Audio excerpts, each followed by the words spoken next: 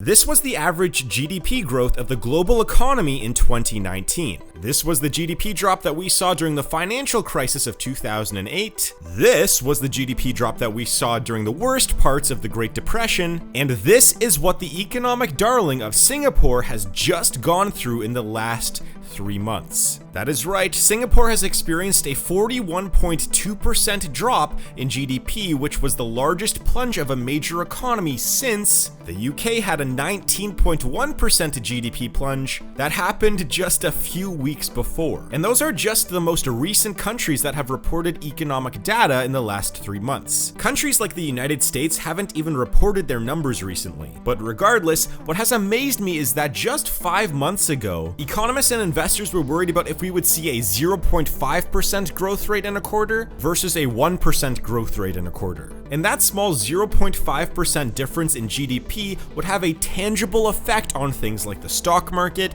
interest rates, and real estate. And yet now, these 19 to 40% plunges that we are seeing are being completely written off by investors. I mean, since March 23rd, the stock market has risen by more than 44%. So why is this happening? And what will we see going forward? Well, we might see something that I like to call the economic waterfall. So picture that the economy is like a bunch of different ships that are floating along different points of a river. And all this means is that not all aspects of the economy will reach the end of the river and go over the waterfall or go over the end at the same time. For example, the financial crisis of 2008 actually started in 2006. You see, 2006 was actually when the real estate bubble began to burst. And that was the year where we started seeing the rapid increase in mortgage delinquency rates and foreclosures on homes. However, it wasn't until mid-2007 that we started to see the first big bankruptcies from the financial crisis. And then finally in 2008, after years of poor economic indicators from the financial sector and the real estate market, we finally saw the stock market crater and unemployment rate numbers began to skyrocket. So that example just means that certain parts of the economy reach the end of the river and fall over the waterfall at different times. And we are seeing something similar today, just at a much more rapid pace than we saw in 2008. So in March, we began to see the slowdown in manufacturing and the increase in unemployment. In April and May, we saw the top lines and bottom lines of businesses begin to be dramatically affected. And in June and July, we have now started to see one of the worst economic indicators to go over the waterfall, and that is bankruptcies. You see, when businesses began to lose their revenue in April, we saw that those same businesses were burning through their savings and simultaneously taking out loans in order to get through these tough, troubling times. But after months of businesses like restaurants, hotels, and travel companies seeing their revenue cut down by over 70% from what it once was, we started to see many of these companies run out of money and declare bankruptcy. And what's frightening is how quickly these bankruptcies have been accumulating.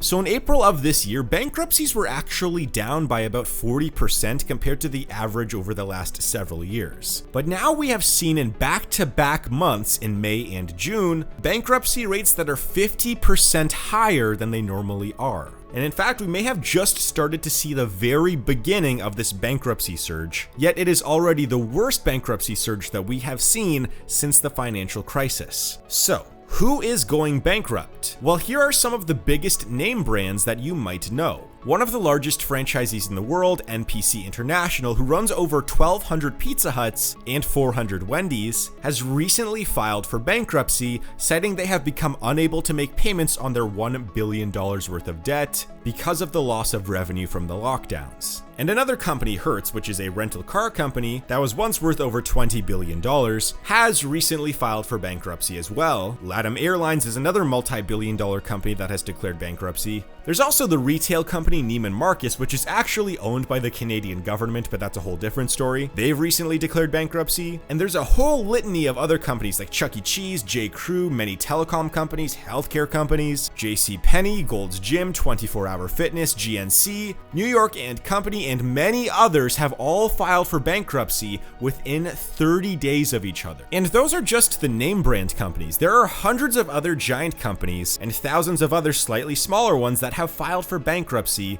but I just do not have time to get to in this video. And arguably the scariest thing is this. Right now there are tons of other businesses that are so close to bankruptcy and have already begun the filing process despite not even being out of money yet. And the best example of this is oil companies. Already, dozens of oil companies worth over $100 million have filed for bankruptcy, while many other oil companies are either getting ready to declare bankruptcy or are significantly cutting down its expenses. For example, BP Oil is laying off over 10,000 employees. Chevron and Halliburton are also laying off tens of thousands of employees as well. In fact, there's an oil consultancy firm that expects over 70 large international oil corporations to declare bankruptcy by the end of 2020, and they expect 150 more will go under by 2021. So let's bring this back. Here's what we have seen so far go over the waterfall. The manufacturing sector, the debt compilation, the unemployment crisis, a significant drop in GDP,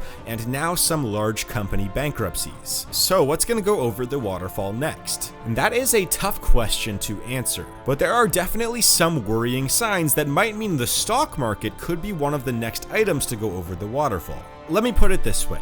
If I were to say to you that a company has experienced a 1% increase in earnings from the previous year, but has experienced a 72% growth in its stock price since March 23rd, then you would probably be a little bit worried that the company's stock might be overpriced. And that company is Apple, which is currently the most valuable company in the world with a valuation of about $1.65 trillion.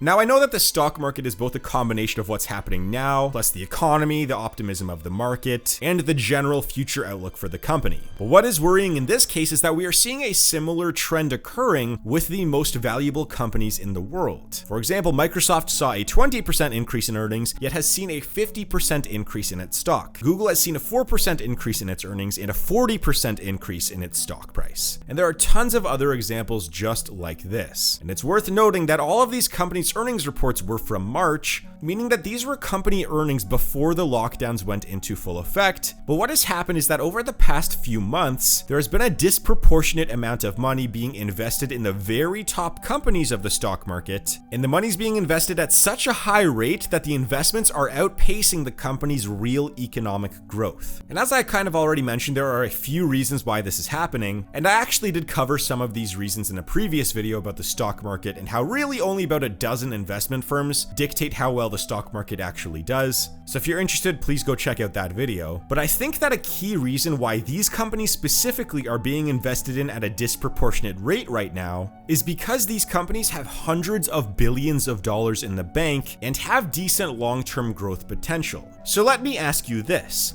If you had to invest in a company during a major economic downturn, would you want to invest in a restaurant chain like Pizza Hut, which doesn't have a ton of money in the bank and is experiencing a downturn and running out of money? Or would you want to invest in a company like Apple, who has over $200 billion in the bank as a safety net and could theoretically not make a single dollar in revenue for years upon years and still survive as a company? The answer should be obvious. And that is kind of what I think we are seeing today, because there are tons of companies at the bottom and the middle of the stock market that are really struggling right now, but because the ones at the top are getting an influx of investment money, we are getting the illusion that the stock market as a whole is performing well, when in reality it's only largely the top companies in the stock market. So what does this mean? Well, it could mean that if the top companies in the S&P 500 keep performing well, then the stock market might remain relatively okay during these tough economic times. But it could also mean that these stocks are inflated. So maybe as soon as there is a small sign that these stocks are underperforming or that the future of the economy doesn't look as good as it once was, we could see a massive stock market correction in the future or even a crash. So I'd like to ask you guys, what do you think is going to happen to the economy and the stock market within the next 6 months or so? Let me know in the comments down below. And I know that there's a lot of other factors that I couldn't get to in this video, so just keep that in mind and let me know what you think in the comments down below.